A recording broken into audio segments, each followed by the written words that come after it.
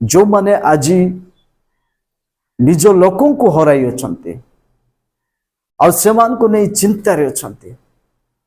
प्रिय बापा माँ भाई भणी माने एही माटीर शरीर माटी रे मिसी अछि। जो समय प्रभु जीसु ख्रीष्ट पुनर्बार जगत को आसीबे और से मंडली को नेबे सही समय रे आपणकर परिजन माने ख्रीष्टंक ठारे विश्वास रे थाई मृत्युवरण करथिबा प्रत्येक बापा माँ सही दिन पुनर्बार समाधिरु सेमाने उठिबे एवं एक भिन्न एक शरीरर आवरण रे महिमार वस्त्र रे प्रभु को साक्षात करिया पाए जीवित मानक मध्यरु सेमाने आगे सेमाने प्रभु को साक्षात करिवे।